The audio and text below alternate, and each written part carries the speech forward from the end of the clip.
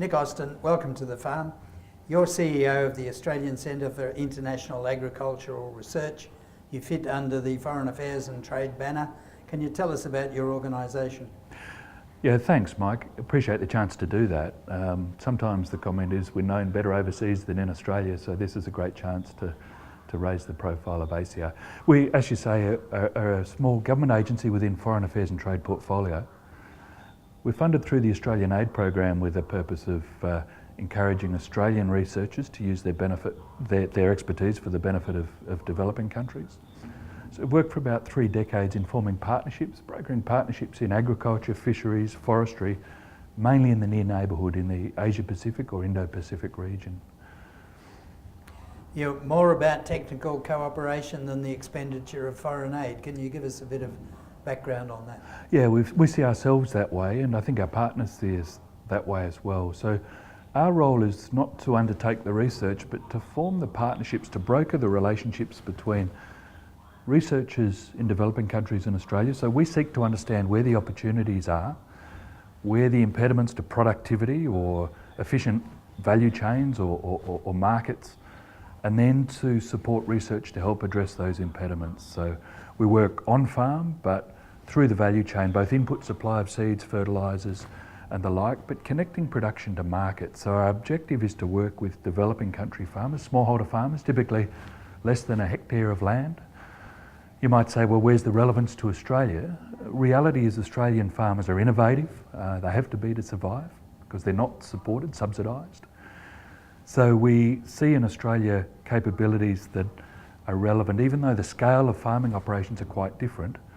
Farmers in the near neighbourhood in developing countries grapple with the same challenges of pests and disease, variable climates, uncertain markets and shocks, but the impact on smallholders typically tends to be more acute than here in Australia. But there's a lot we can share, and the important thing is it is a sharing, a genuine sharing, a two-way flow of knowledge and information, and whether that's about us being able to work on diseases that are exotic to Australia and understand those before they arrive in Australia and seek to prevent that, whether it's about exchanging germplasm, whether it's in animal genetics or in plant genetics, or whether it's about just connecting into global research. And Australia on the global scale is very small, both in the amount we produce globally relative to the totality, but also in our investment in research. So we need to be connecting to the global research scene, which Australia is a supporter financially, but also a supporter through our scientists and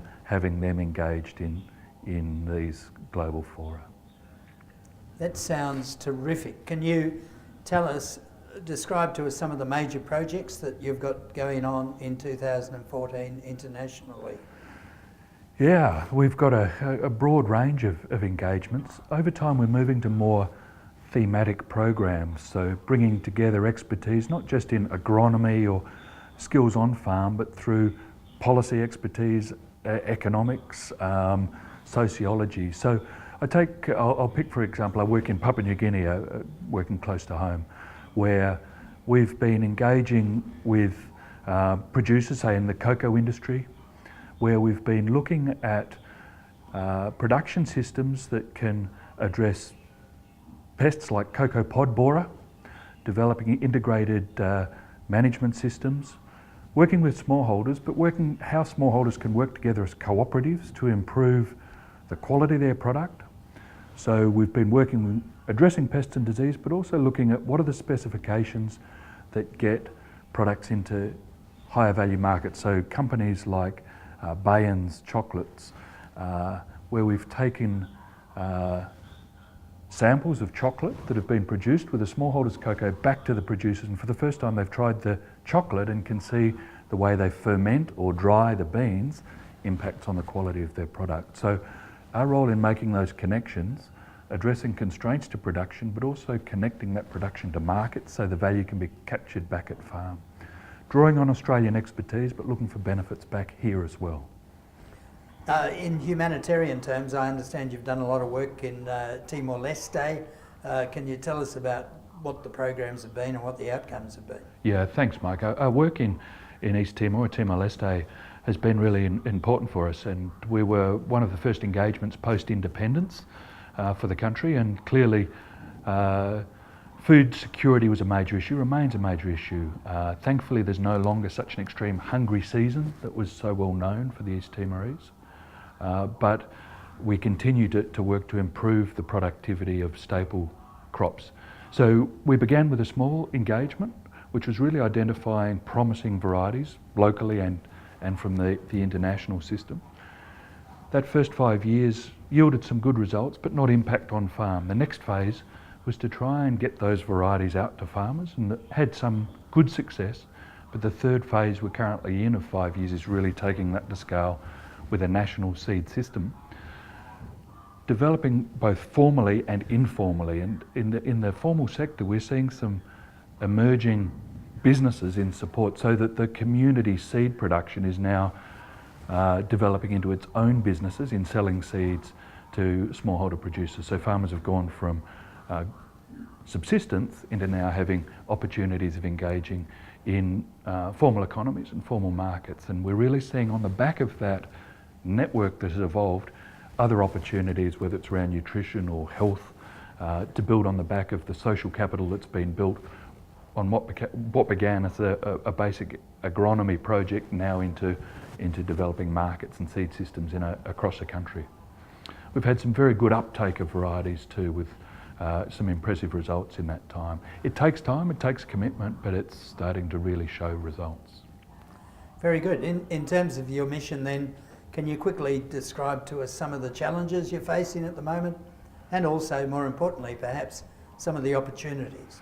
Yeah, and it's very much two sides of the same coin. And I'd use, for example, the private sector engagements, where they've long been a part of ACR's model of working to get impact by working with the private sector.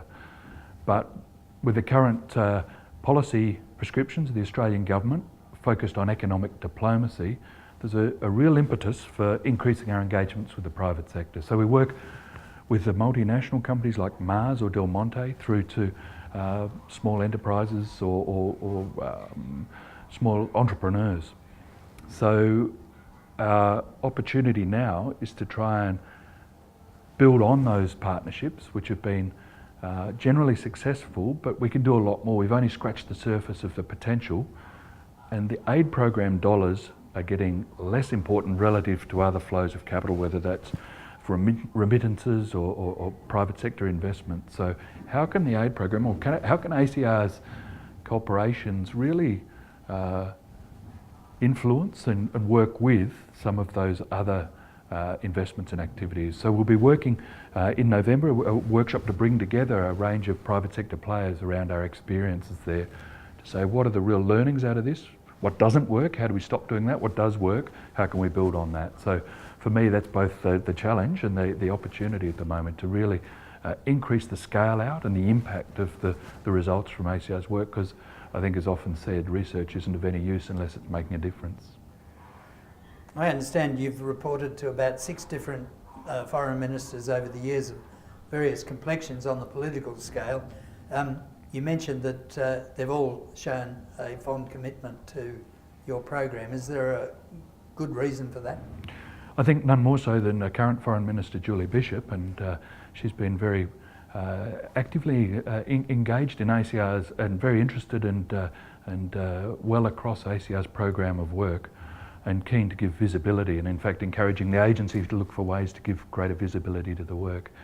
I think there are a range of reasons for that level of interest historically in ACR's programs, and the support across governments of different persuasions has been that in many cases there are good news stories emerging from ACR's work. There's very clear benefits, and we invest quite a bit of effort in understanding and measuring the benefits that come from the work, and there's good documented independent evidence of the returns on investment in ACR's work. But I think it's also the soft diplomacy, it's the people-to-people links, it's the connections that exist long after ACR's work is finished, whether they're between individuals with formal training and people, the exchange between Australians and their counterparts in particularly the near neighbourhood, whether it's the institutional links that form, and again those exist long after ACR has stepped back. So I think there's a range of positive stories there, often better known, I think, perhaps overseas than they are here in Australia. But we depend on the capabilities in Australia and work with the capabilities in the CSIRO, state government agencies, universities, private sector and civil society. Anywhere we can harvest the relevant expertise and encourage that expertise into the programs we do. Nick, finally, tell us a bit about your life journey that brought you to this lofty position as CEO of ACIAR. Thanks, Mike. I've always harboured a fondness for the agency. I learned about ACIAR as an undergraduate when I was studying agricultural engineering. My own background is off the land, so I had an interest in agriculture throughout. But I guess while I had designs on working with ACIAR, it was a somewhat circuitous route through different, mainly state government research and policy roles over time to find myself here in Canberra. And I've been with ACIAR 5.5 years as the Chief Executive Officer, and it's been a fascinating and fantastic time. It's a really great agency to work with, doing some good work. ACIAR, better known overseas than in Australia. Hopefully we can do a small bit to change that. Keep up the good work. Thank you, Nick Austin.